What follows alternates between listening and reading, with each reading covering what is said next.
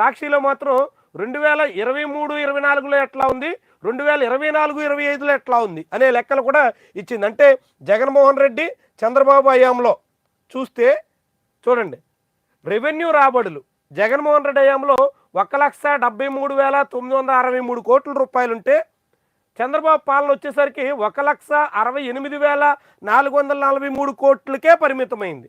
అంటే రెవెన్యూ రాబడిలో 5,000 కోట్ల రూపాయలు పైబడి తగ్గుదల. స్టాంప్స్ అండ్ రిజిస్ట్రేషన్లో 9,542 కోట్లు జగన్ హయాంలో వస్తే 8,837 కోట్లు మాత్రమే చంద్రబాబు పాలనలో వచ్చింది. అంటే ఇక్కడ దాదాపు 7,000 కోట్ల రూపాయలు తగ్గుదల. అమ్మకం పన్ను 18,475 కోట్లు జగన్ పాలనలో వస్తే చంద్రబాబు హయాంలో 17,422 కోట్ల రూపాయలు మాత్రమే వచ్చింది. అంటే ఇక్కడ 1,000 కోట్ల రూపాయలు తగ్గుదల. పన్నేతర ఆదాయం 7,633 కోట్ల రూపాయలు 2023, 24లో వస్తే 24, 25లో అది 6,791 కోట్లకి పడిపోయింది. అంటే ఇది ఒక 900 కోట్లు తగ్గుదల.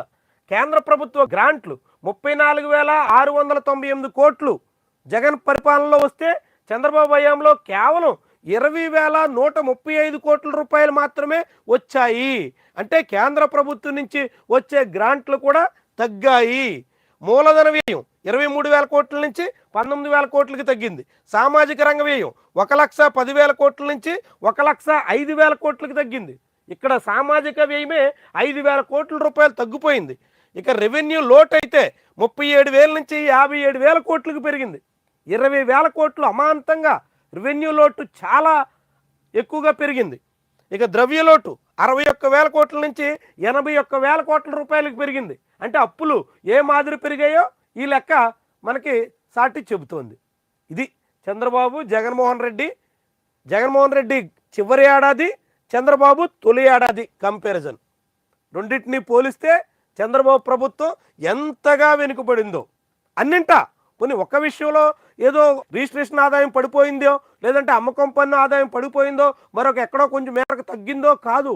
అన్నింటా కూడా చంద్రబాబు ప్రభుత్వం జగన్మోహన్ రెడ్డి పరిపాలన కన్నా ఆర్థికంగా పూర్తిగా రివర్స్లో నడుస్తోంది. రాష్ట్రం అభివృద్ధిలో ముందుకెళ్ళిపోద్ది.